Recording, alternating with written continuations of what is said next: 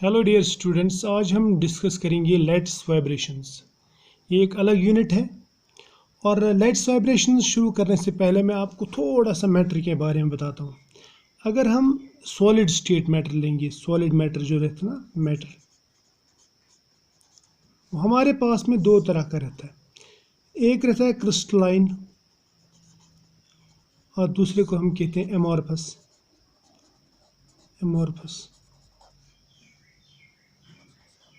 ठीक है, क्रिस्टलाइन किसको कहते हैं? हम कहते हैं क्रिस्टलाइन जो सॉलिड्स रहते हैं उनमें जो कंस्टिट्यूएंट पार्टिकल्स रहते हैं, जैसे एटम्स या मॉलिक्यूल्स, वो एक रेगुलर पैटर्न में रहते हैं, एक खास अरेंजमेंट में रहते हैं। जिस तरह इसमें मैं दिखा रहा हूँ, ठीक है, एक रफ सा आपको अरेंजमेंट दिखा रहा हूँ, ठीक है, एक रेगुलर अरेंजमेंट, एक रेगुलर पैटर्न, ठीक है। जबकि एमॉर्फस में कोई भी रेगुलर पैटर्न नहीं रहता। यहाँ पे जो कंस्टिट्यूएंट पार्टिकल्स रहते हैं वो हैप्पैज़ार्डली रहते हैं, वो किसी भी अरेंजमेंट में नहीं रहते।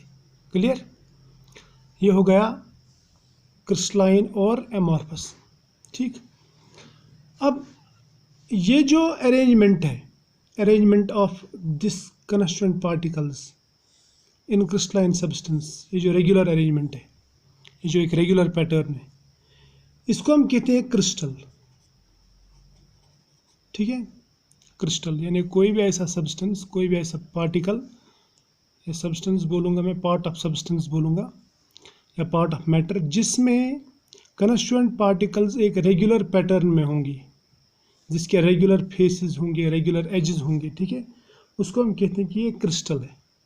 ठीक, और ये मान लीजिए एक ऐसा क्रिस्टलाइन सब्सटेंस है, एक ऐसा क्रिस्टल है मान लो, जिसमें ये कंस्टिट्यूएंट पार्टिकल्स एटम्स हैं, यानी एटम्स का बना हुआ रहता है।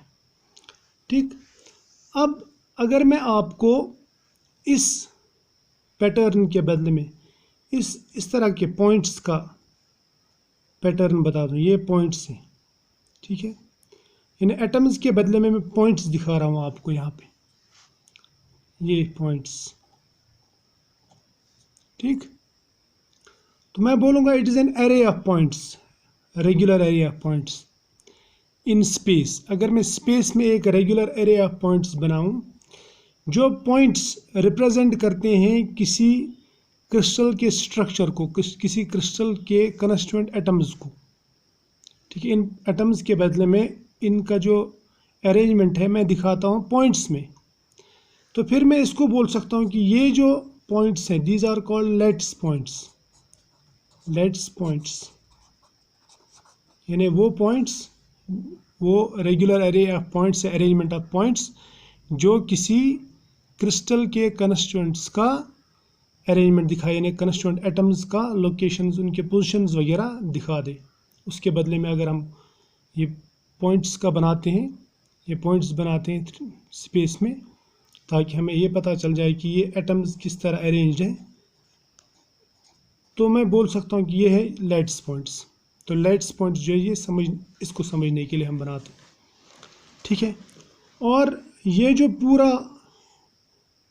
ये बन गया लेट्स पॉइंट्स का पूरा एरे, इसको मैं बोलूँगा कि ये लेट्स है, एक लेट्स, इसको बोल सकता हूँ मैं ये लेट्स, या मैं इसको बोल सकता हूँ क्रिस्टल लेट्स, या स्पेस लेट्स,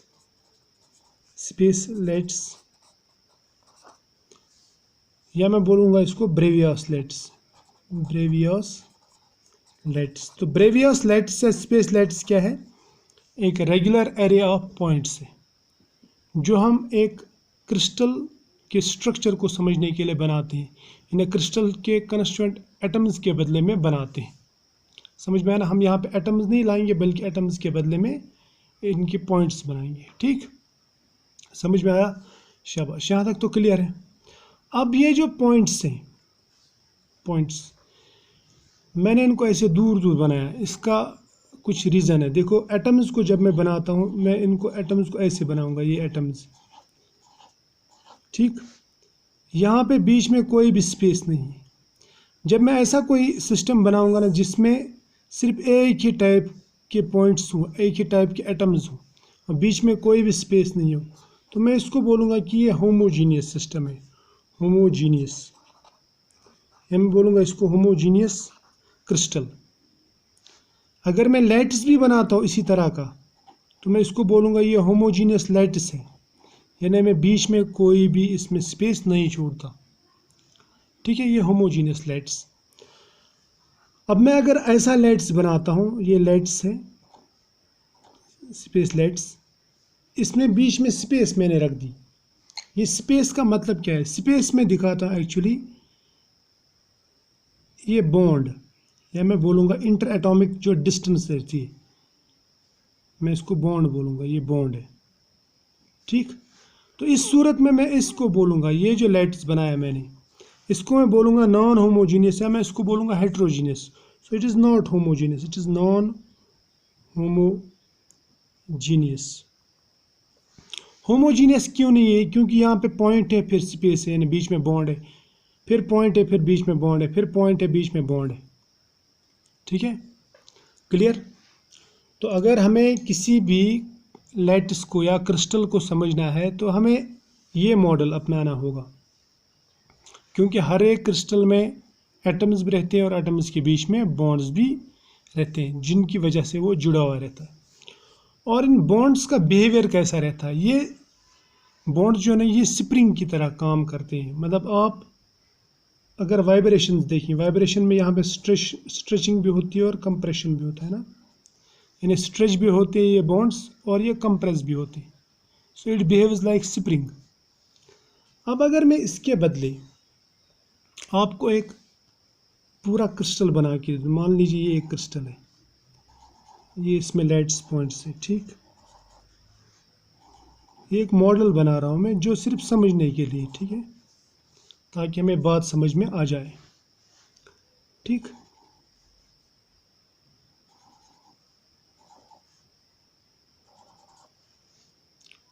क्लियर? यहाँ तक तो ठीक है।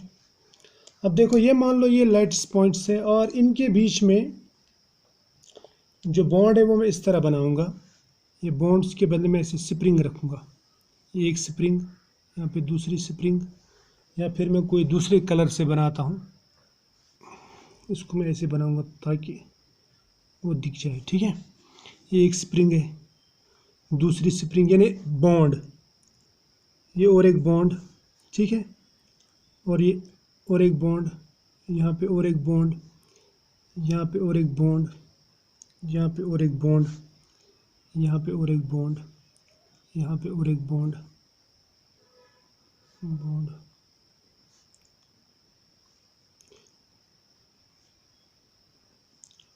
ठीक है। तो ये बन गया अपना पूरा क्रिस्टल लैटिस या स्पेस लैटिस। अब अगर मैं सपोज, मैं आपको और एक चीज़ बताऊंगा इसमें, अब अगर इसमें से ये पोर्शन काटेंगे हम, ये पोर्शन, और इसको बाद में इसे रिपीट करेंगे, तो हमारा पूरा क्रिस्टल लैटिस जो है वो जनरेट हो जाएगा, है ना। तो फिर मैं इस एक पोर्शन को, इस इतने पोर्शन को बोल सकता हूँ यूनिट सेल, या मैं ऐसे बताऊंगा, अगर मैं इसमें से इतना पोर्शन काटता हूँ, इस पोर्शन को उठा के मैं यहाँ पे रख दूँ, तो आपको ये एक जैसा लगेगा, ये पोर्शन भी इसी के जैसा, ये पोर्शन भी इसी के जैसा, ये पोर्शन भी इसी के जैसा। तो इसको अगर मैं पूरे 3 डायमेंशंस में घुमाऊंगा इतना, यानी इतना अगर मैं रिपीट करूंगा, यही 4 पार्टिकल्स रिपीट करते करते, तो मैं पूरा क्रिस्टल बना सकता हूँ। ये जो छोटा सा पोर्शन मैंने काटा, जिसके रिपीट करने से पूरा क्रिस्टल जनरेट होता है, उसको हम बोलते हैं यूनिट सेल। यूनिट सेल, ये भी आपको मालूम होगा, है ना। अब देखो, तो इसमें भी बहुत सारे यूनिट सेल्स हैं, राइट। अब ये जो मैंने बनाया यहाँ पे, ये बनाया मैंने एक स्पेस लैटिस, या मैं एक क्रिस्टल बोलूँगा इसको सिंपल लैंग्वेज में, ठीक है, ताकि बात समझ में आ जाए। आप क्रिस्टल ही समझो, और इस वक्त आप इनको कंसिडर करो, ये जो ये कंस्टिट्यूएंट पार्टिकल्स या इसके एटम्स हैं। बात समझ में आई? और इनमें जो ये स्प्रिंग्स हैं, these are actually bonds, right. अब मैं अगर आपसे ये पूछूं, ये होमोजीनियस है कि नॉन होमोजीनियस, तो आप बोलेंगे नॉन होमोजीनियस। क्यों नॉन होमोजीनियस है? क्योंकि इसमें पार्टिकल है, फिर बॉन्ड है, पार्टिकल फिर बॉन्ड, फिर पार्टिकल फिर बॉन्ड, है ना। तो ये सिर्फ पार्टिकल्स नहीं है बल्कि बीच में स्पेस भी है, बॉन्ड्स भी है। So it is a heterogeneous lattice बोलूँगा मैं इसको। समझ में आया। अब देखो, अब अगर मैं बात करूँ लैटिस की, इस लैटिस में अगर मैं किसी तरह से डिस्टरबेंस देता हूँ, मान लीजिए यहाँ पे मैंने इसको छेड़ दिया, इसको थोड़ा सा मारा यहाँ पे, इस एटम को, इस क्या खींचा, इसको थोड़ा सा खींचा या इसके ऊपर पुश किया। सपोज मैं इसको खींचूंगा, इसके खींचने से इसमें डिस्टरबेंस प्रोड्यूस होगी यहाँ पे। ये डिस्टरबेंस इस स्प्रिंग के थ्रू इसमें जाएगा, फिर यहाँ से यहाँ, फिर यहाँ से यहाँ, फिर यहाँ से यहाँ, फिर ऐसे पूरे क्रिस्टल में ये डिस्टरबेंस फैल जाएगी एक वेव की तरह। ठीक है, पूरे क्रिस्टल में ये डिस्टरबेंस फैल जाएगी। समझ में आया ना। ये हो गई एक बात। इस डिस्टरबेंस को मैं बोल सकता हूँ वाइब्रेशन, यानी अगर मैं यहाँ पे इसमें वाइब्रेशन लाता हूँ तो ये वाइब्रेशन इसी वेव की तरह पूरे इस क्रिस्टल में फैल जाएगा। ठीक, तो एक वाइब्रेशनल वेव इसमें प्रोड्यूस होगी। ठीक, समझ में आया। अब देखो, इस वाइब्रेशनल वेव को या इस वाइब्रेशन को मैं बोलूँगा ये है लैटिस वाइब्रेशन। क्या बोलूँगा मैं इसको? Lattice vibration. यानी यहाँ पे जो वाइब्रेशन हो रही है, वाइब्रेशन, इस वाइब्रेशन को बोलूँगा मैं लैटिस वाइब्रेशन। समझ में आया ना। क्या है लैटिस वाइब्रेशन? ये जो वाइब्रेशन यहाँ एक पार्टिकल में जो देते हैं, जो पूरे क्रिस्टल में फैल जाती है, तो उससे पूरे क्रिस्टल के कंस्टिट्यूएंट पार्टिकल्स में हलचल आ जाती है, यानी वाइब्रेशन आती है, डिस्टरबेंस आती है। राइट। अब देखो, यह डिस्टरबेंस दो तरह की हो सकती है, या तो ये इंटरनल होगा या तो फिर एक्सटर्नल होगा। लैटिस वाइब्रेशन जो होगा या तो इंटरनल होगा या फिर एक्सटर्नल होगा। अब आप बोलेंगे कि इंटरनल कैसे होगा और एक्सटर्नल कैसे होगा। देखो, एक क्रिस्टल में इंटरनल एनर्जी रहती है। सपोज एक अगर हम लो टेम्परेचर पे भी रखेंगे, थ्योरेटिकली हम बोलते हैं कि 0 डिग्री पे ये खामोश रहते हैं क्रिस्टल्स, इनमें कोई एनर्जी नहीं रहती। फिलहाल हम थ्योरेटिकल मोड ही लेते, थ्योरेटिकल ही समझते। अगर मैं 0 डिग्री से थोड़ा सा ऊपर जाऊँ, मतलब 2 डिग्री, 3 डिग्री, 4 डिग्री, तो इसके अंदर कुछ ना कुछ इंटरनल एनर्जी तो है। क्रिस्टल में जो अंदर की एनर्जी है वो रहती है, और उसकी वजह से क्या होता है,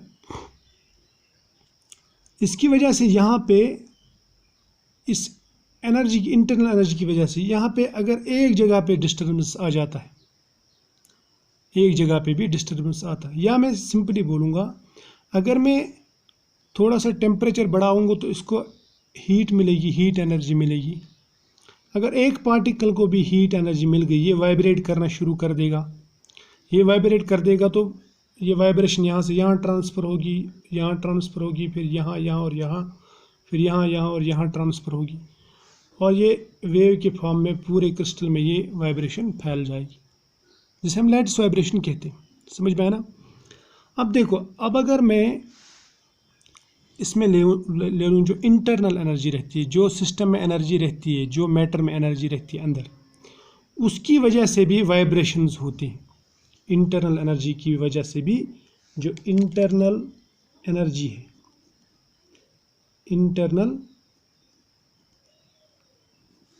एनर्जी की वजह से जो वाइब्रेशंस होती है, उसको बोल सकता हूँ मैं कि ये इंटरनल डिस्टरबेंस है। क्या बोलूँगा मैं? Internal disturbance. ठीक। अब ये जो इंटरनल डिस्टरबेंस इसमें आ गया, इंटरनल वाइब्रेशन आ गई। क्या आ गई इसमें? इंटरनल वाइब्रेशंस, मतलब इंटरनल एनर्जी की वजह से जो वाइब्रेशंस आ गई, इनको बोल सकता हूँ मैं कि ये नॉर्मल मोड वाइब्रेशन से। क्या बोलूँगा इसको मैं? Normal mode vibrations. ये मैं समझा दूंगा आपको क्या होता है नॉर्मल मोड वाइब्रेशंस। देखो, एक सॉलिड जो रहता है उसमें पार्टिकल्स कंटिन्यूसली मोशन में रहते हैं, लेकिन वो मोशन जो है ना वो एक इक्विलिब्रियम मोशन रहती है, मतलब जो बाद में दिखती नहीं है, बाहर से आपको इजीली नहीं दिखेगी, लेकिन ये मोशन में रहते हैं। ये उसको हम कहते हैं नॉर्मल मोड वाइब्रेशन, यानी इक्विलिब्रियम वाइब्रेशन, इक्विलिब्रियम पोजीशन। जैसे आपने बॉन्ड पढ़ा होगा, बॉन्ड लेंथ। बॉन्ड में कैसा रिपल्शन और अट्रैक्शन होते रहते हैं, रिपल्शन अट्रैक्शन, लेकिन उसके बाद में एक इक्विलिब्रियम पोजीशन होती है जहाँ पे रिपल्शन और अट्रैक्शन आपस में बराबर हो जाते हैं। तो उस तरह का वाइब्रेशन इसमें होगा, उस तरह का डिस्टर्बेंस इसमें भी होगा। उसी को हम कहेंगे इक्विलिब्रियम वाइब्रेशन। या मैं बोलूँगा जो इंटरनल एनर्जी की वजह से जो वाइब्रेशन होता है उसी को हम कहते हैं नॉर्मल मोड वाइब्रेशन। ये समझ में आया। अब देखते हैं हम एक्सटर्नली हम इसको वाइब्रेट कैसे करा सकते हैं। ठीक है, चलो अब देखो मैं फिर से बोलूँगा, एक्सटर्नल एनर्जी अगर हम देंगे, एक्सटर्नल एनर्जी, विदाउट एनर्जी तो वाइब्रेशन नहीं होगा। या तो इंटरनल एनर्जी से होगा इन नॉर्मल मोड वाइब्रेशन, या फिर एक्सटर्नल एनर्जी से होगा, जिसको हम नॉर्मल मोड वाइब्रेशन नहीं कहेंगे। अब वो वाइब्रेशन कैसे कैसे ला सकते हैं हम एक्सटर्नल एनर्जी से। एक्सटर्नल एनर्जी या तो मैकेनिकल रहेगा, मैकेनिकल एनर्जी दे सकते हैं हम इसमें, या फिर मैकेनिकल एनर्जी के बगैर भी हम और एक एनर्जी दे सकते हैं। मैकेनिकल एनर्जी मतलब मैंने क्रिस्टल को ऐसे छेड़ दिया या उसको पुश किया, पुल किया एक एटम को, राइट, मैंने कहीं पे छेड़ दिया, जोर लगाया, तो मैकेनिकल उसमें एनर्जी दे रहा हूँ मैं। या फिर हम इलेक्ट्रोमैग्नेटिक रेडिएशंस, जो रेज आप बोलते हैं ना, जैसे लाइट वगैरह है, ठीक, जो वाइट लाइट रहती है, या IR रेडिएशन देते हैं हम, ठीक, तो उससे भी इसमें वाइब्रेशंस आती है। इसको बोलूँगा मैं इलेक्ट्रोमैग्नेटिक रेडिएशन एनर्जी, जो एक्सटर्नल एनर्जी हम इसमें दे रहे हैं, राइट। ये समझ में आया। अब ये जो मैकेनिकल है, मैकेनिकल डिस्टर्बेंस जो बोल रहा हूँ मैं, मैकेनिकल एनर्जी जो दे रहे हैं, इससे क्या क्या इन्फॉर्मेशन मिलती है हमें। इससे हम अगर हम ये देते हैं तो हमें थर्मल प्रॉपर्टीज़ जो रहती है उनके बारे में हमें इंफॉर्मेशन मिलती है। ठीक है, हमें थर्मल प्रॉपर्टीज़ के बारे में बताता है, थर्मल प्रॉपर्टीज़। या मैं बोलूँगा थर्मल प्रॉपर्टीज़ को अगर हमें स्टडी करना हो तो हमें कौन सी एनर्जी देनी पड़ेगी वाइब्रेशन के लिए, मैकेनिकल, ठीक। और ये जो है ये वाला इलेक्ट्रोमैग्नेटिक रेडिएशंस, ये अगर दे दिए तो इससे हमें एकॉस्टिकल या फिर ऑप्टिकल प्रॉपर्टीज़, सम ऑप्टिकल प्रॉपर्टीज़ बोलूँगा, सम ऑप्टिकल प्रॉपर्टीज़, इनके बारे में इंफॉर्मेशन मिल जाती है। समझ में आया ना। थर्मल एनर्जी में मैं बोलूँगा इसमें जैसे हीट कैपेसिटी है, हीट कैपेसिटी जो हम आगे पढ़ेंगे उसके बारे में इंफॉर्मेशन मिल सकती है, उसके बारे में हम जानकारी ले सकते हैं। या फिर thermal conductivity etcetera, thermal conductivity,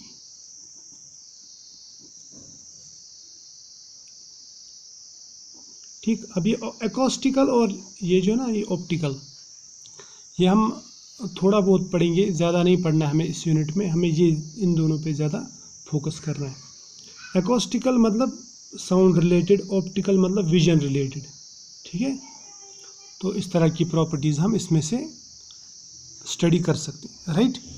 यहाँ तक तो समझ में आया, शाबाश। अब देखो, अब और एक चीज़ मैं बताऊंगा आपको। ये जो लाइट्स है, मैं आपको एक लाइन बनाता हूँ लाइट्स की। ये जो लाइट्स वाइब्रेशंस है ना, लाइट्स वाइब्रेशंस, ये क्वांटाइज्ड है, मतलब यहाँ पे वाइब्रेशन होगी, पहले वाइब्रेशन, उसके बाद यहाँ पे ट्रांसफ़र होगी, फिर यहाँ पे ट्रांसफ़र होगी, फिर यहाँ पे ट्रांसफ़र होगी। तो ये जो लेटेस्ट वाइब्रेशन है ये in the form of wave बोल सकता हूँ मैं, in the form of wave पूरे क्रिस्टल में ट्रांसफ़र होगा, यानी यहाँ से चालू होगा और पूरे क्रिस्टल में ये वेव चलेगी। But these latest vibrations, these are quantized। ठीक है, समझ में ना, these are quantized। अब देखो हमने लाइट का क्वांटम पढ़ा है, light is quantum, light energy is quantized and quantum of light is called photon. समझ में है ना, क्वांटम ऑफ लाइट, मैं यहाँ पे बोलूँगा क्वांटम ऑफ लाइट, इसको क्या कहते हैं आप, photon. Photo means light, photon means quantum of light, यानी पैकेट ऑफ लाइट, एक स्मॉल पैकेट ऑफ लाइट। इसी तरह से जो लैटिस वाइब्रेशन है, समझ में ना, अब लैटिस वाइब्रेशन ये भी एनर्जी है ना, एनर्जी ट्रांसफर हो रहा है। अब अगर मैं quantum of lights energy vibration ले लूँ, क्वांटम ऑफ लैटिस वाइब्रेशन, समझ में है ना, तो इसको हम कहते हैं फोनॉन। क्या कहते हैं, फोनॉन। क्लियर, तो ये याद रखना। जो भी मैंने आपको अभी तक बताया, ये सब चीज़ें आपको याद रखनी है, ये हमें आगे काम में आएंगी। जैसे होमोजीनियस, हेट्रोजीनियस याद रखना है। फोनॉन किसको कहते हैं, इंटरनल और एक्सटर्नल एनर्जी में क्या डिफरेंस है। नॉर्मल मोड में क्रिस्टल हमेशा रहता है, ठीक है, और जब हम इसको एनर्जी देते हैं तो ये कुछ अलग तरह का बिहेवियर दिखाता है। और एनर्जी हम दे सकते हैं मैकेनिकल फॉर्म में या फिर इलेक्ट्रोमैग्नेटिक फॉर्म में। मैकेनिकल फॉर्म में अगर हमने एनर्जी दे दी तो हम थर्मल प्रॉपर्टीज़ इसकी स्टडी कर सकते हैं, तो हमें थर्मल प्रॉपर्टीज़ के बारे में इंफॉर्मेशन मिलती है। क्लियर, अगर हमने इलेक्ट्रोमैग्नेटिक रेडिएशन से वाइब्रेशन कराया तो उससे हमें एकॉस्टिकल और ऑप्टिकल प्रॉपर्टीज़ मिलती है। तो फिलहाल यहाँ तक, हम नेक्स्ट लेक्चर में बिल्कुल सिस्टमेटिकली स्टेप बाय स्टेप पढ़ेंगे। पहले हम 1D लाइट्स पढ़ेंगे, फिर 2D, ताकि कॉन्सेप्ट समझ में आ जाए। क्लियर, तो आज इतना ही, मिलेंगे नेक्स्ट लेक्चर में, तब तक के लिए बाय।